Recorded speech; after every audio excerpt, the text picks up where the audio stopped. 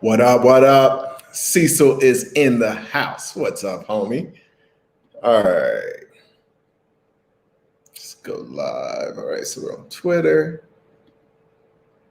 Good deal. So hopefully we'll have some time. We'll go through questions. I've missed out on questions just because of time constraints. I do want to give a little bit of just some general thoughts, kind of high level economic thoughts. I think a lot of times we kind of are focused on our own lives, and we can easily forget that, you know, we're a part of this big macro thing called the economy. And if we're not keeping our fingers on what's going on with it, as people found out in the 1920s and what happened in 1930s, as people found out late 60s and what happened in the early 70s, what, you know, as people found out in the 80s, in a lot of cases, you know, you can end up in a situation where you are a victim by lack of knowledge and lack of awareness of what's going on. So I want to talk about that. I want to talk about how it impacts us in the private equity space. And I want to answer your questions. So get them in early, because it seems like each time when I'm wrapping up, there's like a bunch of questions that come in. I'm like, okay, like I see how many questions I have, so I leave enough time to answer those. But then I'm wrapping up at the end, and you guys start putting in a bunch of questions. So put those in early so I can kind of have an idea and allot time. And we did not get to, Nori didn't get the comments. We're working on some other stuff today, but I am going to compile the comment questions as well on an upcoming video for y'all that see this recording. So let's talk about just you know, how I view investing, I guess, in more long term. You know, when it comes to my businesses, when it comes to Fiji, when it comes to even some of the real estate stuff that I do. At the end of the day, I really want to invest like you would play blackjack. If you play blackjack, you're never looking at the hand. I think one of the things we're all addicted to, because it's so easy to do it, you know. And before the 1990s, the average investor didn't have this problem. But one of the things that people get used to is just refreshing their portfolio. You know, how much am I up today? How much am I down today? But the truth is, it doesn't matter really. Like it depending on what your goal is for that investment, it doesn't matter. And if you're investing in something that you're expecting to cash in on in 10 years, then really what matters is the fundamentals. Now, in our world, that obviously makes way less sense, I guess, to try to do that, because I'm not going to call one of my partners who's running a business and ask them, okay, what do you think is the valuation today? And then the next day, call them, okay, what do you think is the valuation today? You know, it doesn't make sense. Like, you want to look at the fundamentals of the business. So even if you are somebody that's investing in the stock market, it's, you know, what are the fundamentals of this business? Because, you know, if I've got a business, whether it's in a private equity fund, whether it's my own portfolio, whether it's in the stock market, I'm not worried about what the sales price is unless I'm in a mode of like trying to sell it. So maybe 6 months out, I'll try to time, you know, what the market's looking like, but it doesn't make sense. And so, you know, I liken that to blackjack, because it's never about the hand that you have. You're not worried about how good or bad that hand is. You're really focused on doing the right thing and making the right moves and following the strategy and sticking to your strategy. And that kind of checking constantly and making emotional decisions is like directly against that. I think, you know, when it comes to investing, if you can focus on just doing the right things, then things become easier. And for me, what I feel like is most important when it comes to money is doing the right thing, is doing what wealthy people are doing. And it's just one of the saddest things. And, Mike saved me from this years ago, my mentor, and, he's just like, asked me questions. And basically I was just speaking the language of a poor person. I was just talking about net worth and certain things. It's like, you shouldn't talk to poor people about money, and definitely don't take your advice from poor people about money. And so whoever you are getting thoughts and advice from, I think that's important to make sure, like, hey, not only are they wealthy or rich, it's like, are they aligned with the way that I want to generate my income? Because like, there are a lot of wealthy people that I could go and I could study, but I'm not going to make money the way they did. And so I've got to not only like find the person, but then I've got to make sure and filter that the people that I'm following are aligned with the way that I plan on investing in and the types of assets that I'm going to go after. And so I want to look at what wealthy folks are doing and start to copy it. And so what you see is happening right now is that there's a ton of money that's moving towards real estate and income producing assets like businesses. And the big reason around that is that, as the title talks about, basically our money is kind of melting. Like there's a economic analogy of your ice cream melting on a cone. And, typically it's been like 5%. Every year you're going to lose 5% of your cone. It's just going to be a puddle on the ground. Well, what's happening right now is that the ice cream is melting at 20% a year. And so, a couple of years, half your money's gone. 3 years, basically. So you're losing your ice cream and losing your money really, really quickly. And so there are a lot of people right now that think because their stock portfolio has gone up that they've made money. But what's happened is like the whole stock market's gone up. And even with this correction, it's just up in a major way. And what that represents isn't you making money. It's literally just staying at the same amount. And in some cases, obviously losing.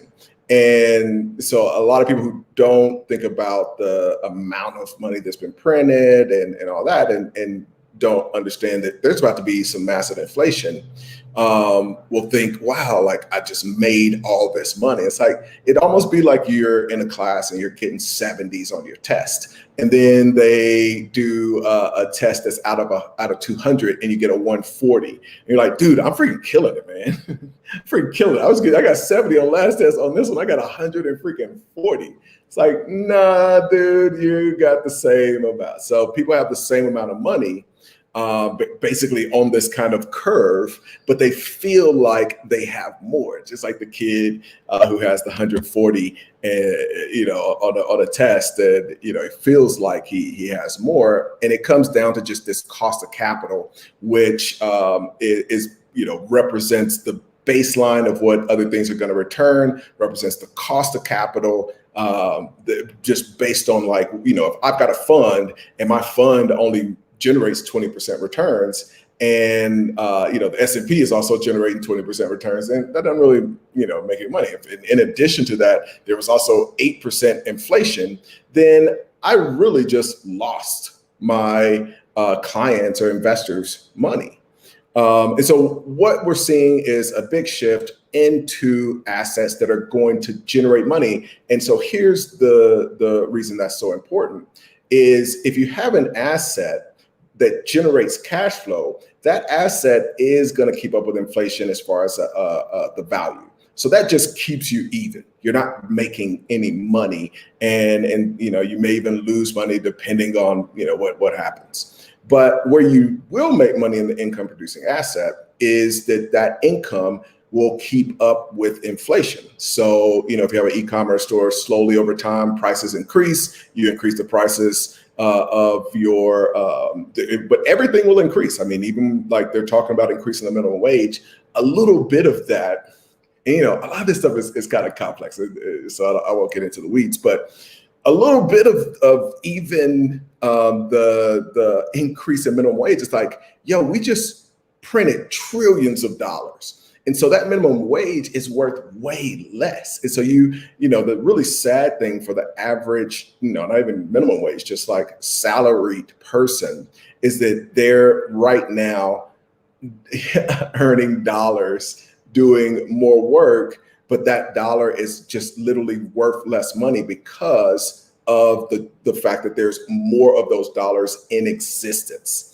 And so I don't want to get too far down the road, but basically, if there's a lot more of something, it makes each thing worth less. So as soon as they sent you that check, as soon as they print out trillions of dollars, it made your money worth less. And so if you didn't get a raise that day, as soon as that was signed into law, you're literally making less money. And so what we're seeing is people are right now taking on more jobs, working harder and harder to keep up with what is essentially an exponentially decreasing value in the money. So, when it comes to destroying wealth, printing money is the number one factor. I hate to bring up these other countries because it is the extreme example. I spent time in Argentina. I love Argentina. It's so sad what's happening with their pesos and the government.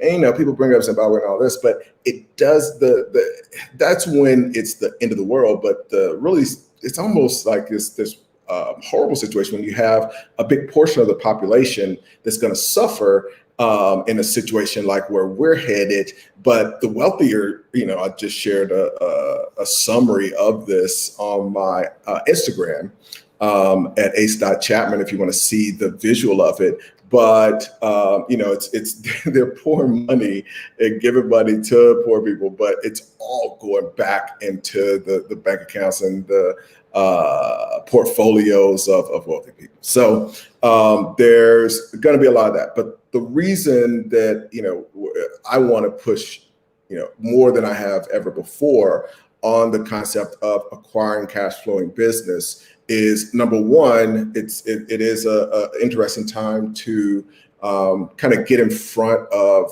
family offices, get in front of private equity funds, what they're having to do, because that cost of capital, because inflation is going up. They already have been reaching out, but now I'm getting more than ever of those folks reaching out. And so it's the one time that us as the small guy can get in front of institutions as they're racing to get the higher returns of these smaller micro private equity deals, because the larger private equity deals will do 12% return. We're acquiring things at a 3 multiple instead of what they're used to at a 9 multiple. So they are looking for these high ROI deals. And, I'm already starting to see it. I mean, things are going to a 4 multiple, which will likely continue. And so you can get in front of that trend and benefit in a big way. So just a few couple thoughts. Let's see. Let's go in here, see what questions y'all have.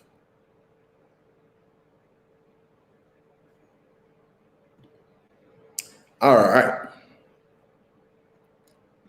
Give you some love, Cecil. Thanks for popping in here. I am so sorry I don't read. I believe that is... I don't know what language I did. I thought it was Spanish at first, but no, it looks like maybe French.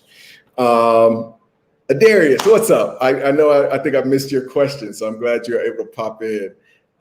Comes right back to the wealthy class. It's time to join those. That's it, man. If you're not making the moves like the wealthy, you're gonna be poor.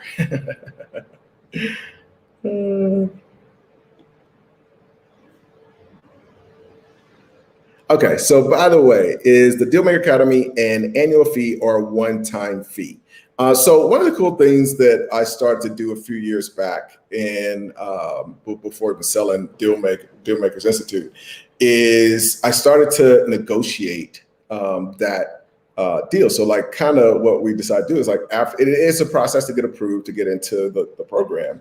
But if we figure out that you're the right fit, One of the keys there, it's not as intense as the private equity fund incubator, where I'm partnering with those people in a fund, so we're all in a fund together. So I want to kind of get to know the personality. It takes some other things, but even in DMI, we're working with you, and we hope to have the opportunity to invest in your deals, and that's what keeps me involved. So I sold the business, but I still want to invest in deals. And it's interesting. I was explaining this to one of the folks that came and saw us in Vegas last week, that if you're building this portfolio of businesses and you're buying more businesses, there's kind of this tax advantage that comes with acquiring another business. So if you buy a business and that business is making income,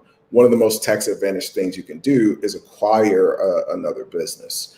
In addition to that, hopefully you buy something that has some strategic benefits, but most importantly, you're generating an additional income.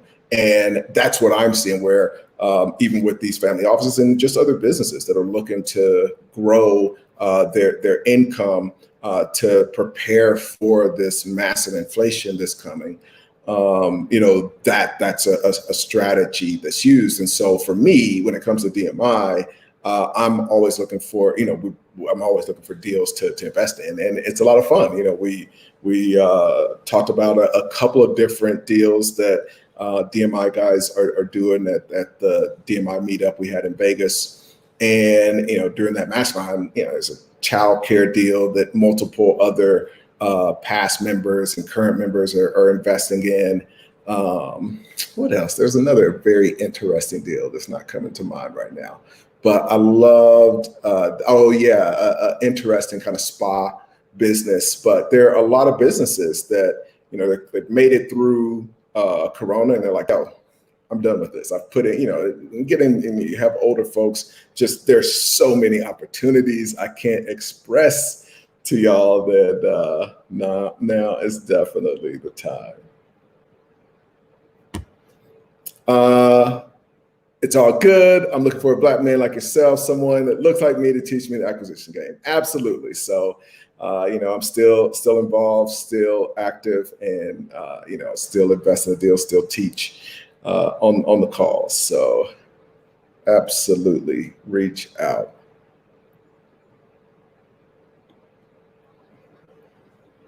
What's up, Clay? So yes, I did. I did sell DMI, like I mentioned, still very involved, but I realized that I am, just too busy. Like I'm too busy to give it its rightful attention and focus. And, I think it's one thing even to have partners. I think it's another thing to have somebody that knows, like, hey, this is mine.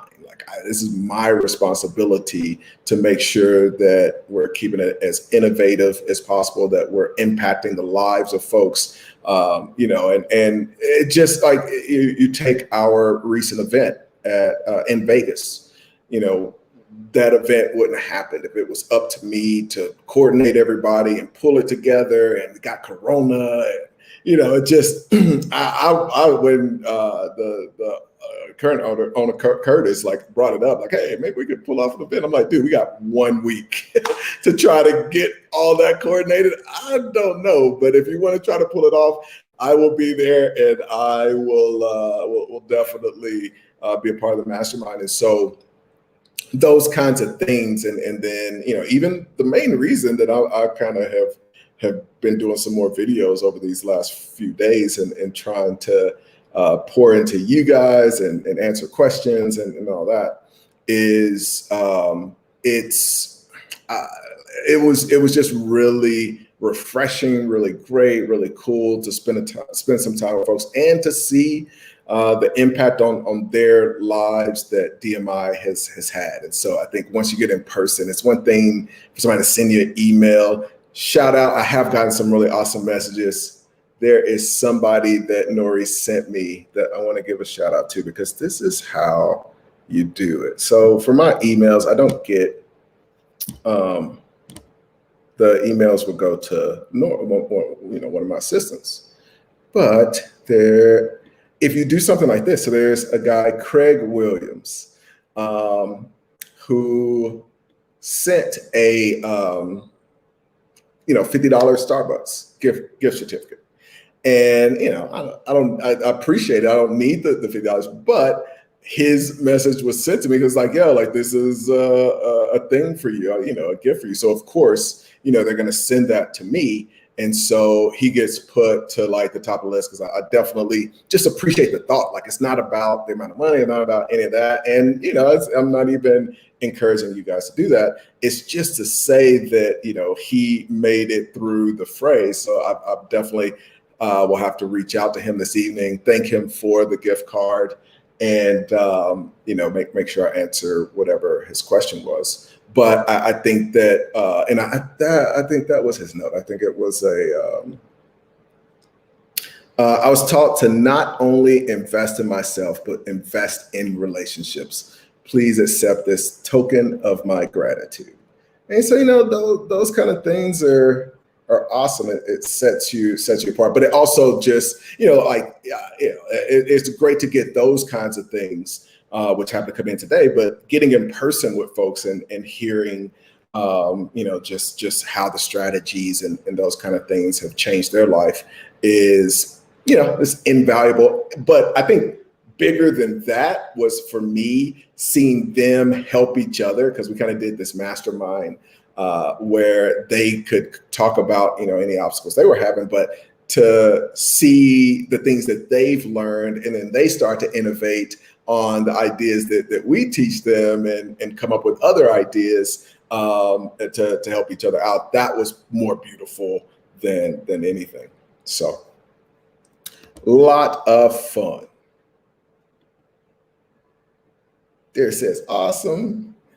See, you're right at the top of there, so you're getting all the questions in, man. You did what I said. Just come in, put your questions in, and make sure right off the bat I answer them. So let's see. We got, what do you recommend acquisition entrepreneurs invest their capital from the successful sale of the business in, or what would you recommend invest the cash flow into while running the business? So I'll just talk about what I'm doing. Definitely, whether it's just in each company, we own some crypto. I think that's the way you want to invest.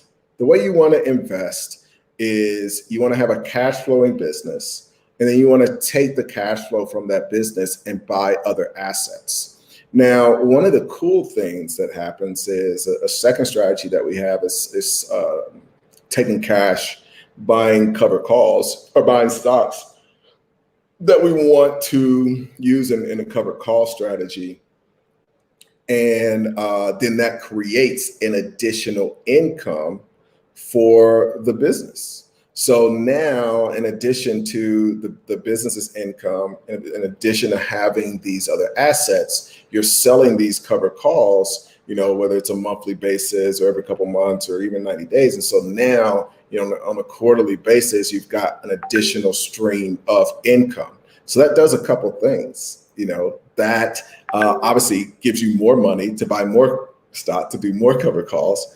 But it increases, once that becomes a part of what your business does, it increases your income, which increases your multiple, which increases your valuation, where you're able to exit later. I wonder if that's Royce or Royce. But what's up? Thanks for popping in. When can we connect? So feel free to shoot an email, ace@acechapman.com. I'm on Instagram at ace.chapman. So for most of that stuff, somebody else does check it before, and then it's kind of filtered or whatever. The best way to kind of get into the fold is dealmakersinstitute.com. And then I've got a lot of articles and things on I look tired. It's been a long day, I guess. I got acechapman.com. I got a lot of blogs and info. And just the channel here, I try to answer questions and help you guys out as much as possible. All right, so I want to pop over away from this, answer a couple of questions on the last video.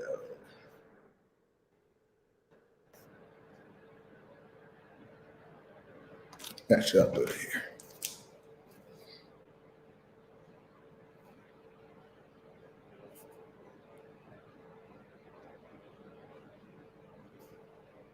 How many of y'all are working on deals right now? I did see somebody had a comment on the last one that's working on a deal.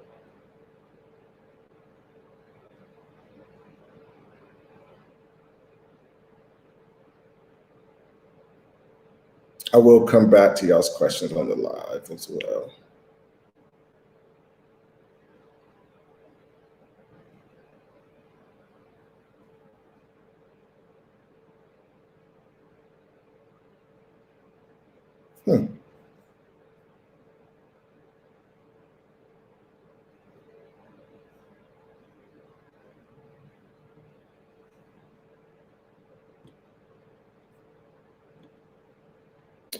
All right. So Keith Gray had said, no lies told. Ace, you're the only brother online teaching and practicing the Carnegie model.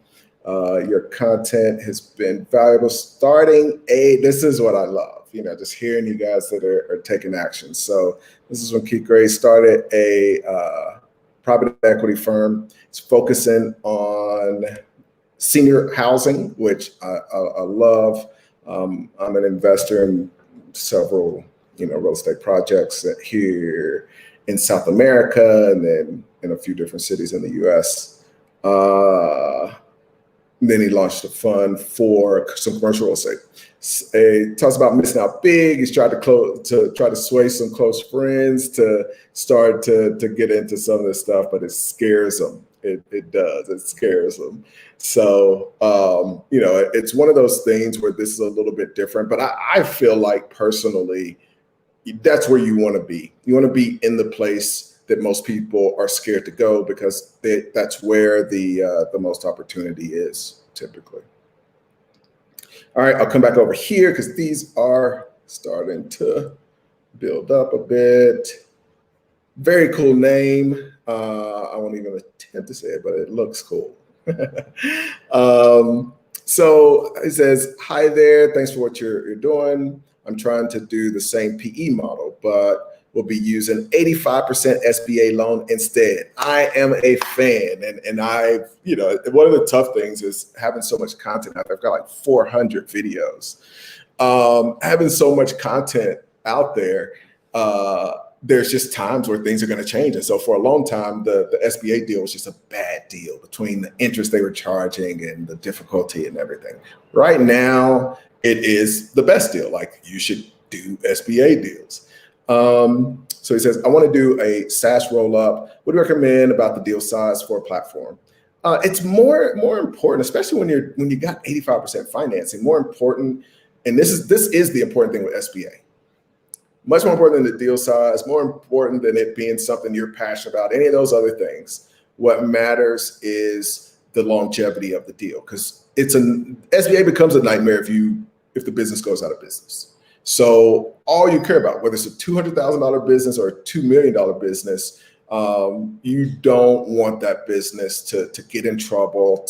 You just want it to be very consistent. If you can look at businesses that have been around for a long time, that have that very consistent revenue, that haven't had issues, don't depend on a lot of things I talk about. Don't depend on a single customer or very concentrated source of customers. All the standard things. That's way before I even think about the size of the deal. Says, now that's a valuable piece of advice, especially someone getting started studying ops trading. Yeah, and so, if you can I think that's one of the most valuable things. Like, I don't want to invest my money in something that's just an appreciating asset. Like, I don't mind if I have the company's money sitting, but all of my money should go to buying cash flow. And then if I have some of that cash flow that's built up where I can't go buy more cash flow, then I'll invest it in one of these hard assets. But the real goal, and again, when you look at the wealthy and kind of where their focus is, it's like, I want something that's putting money in my pocket every month, really, if not every quarter. Hey, this is beautiful. Love it, man. Just closed deal 27, working on 28, baby. That is awesome. Congratulations, man. Congratulations. Bentley came out to Vegas. It was really, really awesome getting to spend some time with you, man. Really beautiful. It says, great seeing you in Vegas. How do you manage deal flow day to day? Reading and analyzing multiple deals at one time. It's tough. I was trying to remember, even a deal that we talked about in Vegas. And I'm like, man, like, I remember I like that, but you look at so many that if you're not looking at a spreadsheet, I think it becomes impossible. But that's my first piece of advice is, whatever you like. I mean, there's a couple of different things. Number one, there's how you communicate about the deal. So when I'm communicating about the deal, whether it's with my team or with outsiders, I try to get to Slack. I try to invite the different parties of the deal. If there's a broker in the deal, if there's a seller in the deal, I'll create a Slack room. I'll invite them, and we'll be able to track everything, which is one of the most important things. Like when you answer a question, one of the most annoying things even for the seller is if you're coming back and you're asking things that y'all already talked about. So this just tracks that conversation. You can put it, it makes it amazing for sharing documents, sharing reports, sharing financials, just everything. It's beautiful. The other part is as you're doing your analysis of the different deal, if you're a spreadsheet person, putting that in spreadsheets. If you're more of a doc person, putting it there. If you're more of a PowerPoint or slides person, whatever your platform of choice, I guess you could call it, is getting the information into that and separating that deal by deal. The thing not to do is to try to do it in your head. As long as you don't do it in your head, you'll be good. But those are the two recommendations that I would make. All right. Let's see. So Ryan says, hey, I have a deal question. Working on partnering up with a client on his business. Big fan of that. We train people on something called consulting for equity that is one of the best ways to get started in doing deals. It says, what should I add to the contract or look out for? I think before you even get to the contract, it's having a verbal understanding. The contract is there so that if there is a dispute, then you have something to protect you in court. Just most deals aren't gonna go to court. And so that's something, it's just like somebody's gonna lose, maybe somebody wins, but in 80% of cases where there is that dispute, most people just walk away and it never gets to court. So the best thing that you can do is before you get to a contract, really have a clear understanding. And again, it's more than a contract. It's you thinking ahead to figure out what could be all of the possible issues that we could face, and then coming up with those scenarios. The one thing that I would be sure to include is basically a separation clause, and so that becomes the backup to what you want to do on the front end. So on the front end, it's talk about everything, make sure everything is clear as possible, add anything that you feel could be an issue in the future. But then the only way to really kind of protect both parties is to have that separation clause where, if something does happen, this is how we separate, this is how we end this. One of the tricks and easy little ways to make that separation clause as simple as possible is to say that if I want out, then I have to make you an offer to buy you out. And so if I don't want this partnership anymore, I have to make you an offer to buy you out. And once I make that offer, if you're willing to pay $1 more than what I'm willing to pay you, then you get to buy me out. Or you can say 10% more, 5% more, whatever. But the idea is you're going to have to really come up with what you think is your best offer, because you know that they can turn around. And some people will just say, hey, like, if you make me an offer, I can buy you out at that same offer. All right. What a great advice on my SBA question. No problem. Glad that is valuable for you. Says, thanks a ton. I wanted your opinion on my SaaS roll-up strategy. How can I connect? So same thing I've been telling folks, ace@acechapman.com is my email.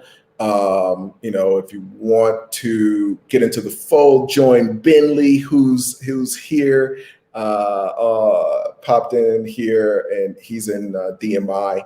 But I would encourage you to go to dealmakersinstitute.com. I'm on Instagram, ace.chapman. So feel free to reach out. All right, I'm gonna do one more of these guys and I'm gonna call it a wrap. Melissa, what's up? Says, Ace, I'm new to your channel and love your content. Greatly appreciate that. I've had the opportunity to do private lending. I love private lending in the cannabis industry. Are bigger financiers increasingly targeting this industry? They're starting to, and it's gonna get bigger. I've got a friend that's doing some cool things in the space and basically acting as a angel investor in the space and getting amazing terms. I'm sure you're getting amazing terms in the private lending, but this is a great example. I mean, regardless of kind of where you are, and really kind of even one of the reasons that I want the stock market to just be where I put money, or I want options to be where I put money in those strategies that I'm making from cash flow. It's like there are too many things that you don't have to compete with everybody else. Like as soon as you enter the stock market, you're competing with massive algorithm-driven computers to try to get a profit, and sometimes it works for a little while, and then you have a drawdown. It takes all your money. And meanwhile, there are things like this where you can go into the cannabis industry and banks aren't there at all. Wall Street isn't there at all. And so that's what creates the opportunity in micro private equity. That's what creates the opportunity in things like cannabis. And so figure out these places where you can get in front of the institutions. And so long story short, 100% financiers are absolutely targeting that space. Actually, I had a friend who was sharing, there's a deal that was closing in the space, and they, legally brought $1.3 million in cash, and she shared a photo of it. But yeah, I just saw it a second ago. And so it's all legal, but that was the down payment on this deal in the industry. And it was just, literally 1.3 million in cash. And because you can't do anything through the bank. So it's a great place to play and get your feet wet and try to build up a track record. That would be what I would recommend for you, is to build up a track record in the space, that you've got that expertise to find those deals. Because when the institutions come in, when the family offices come in, and just in general, like the reason I'm so big on y'all becoming financiers is everybody's searching for a way not to be a victim of the trillions of dollars that have been spent in the coming inflation that's happening. And so they've got to beat this new cost of capital. And so they're searching for everything. And so if you can build up a track record and build up expertise, they're going to be reaching out to you the same way they're reaching out to me when it comes to micro private equity. So I would definitely push you to be sure you're tracking your track record, kind of building out even a personal brand in the space, and so that it's not just, oh, they come in and now they're competition.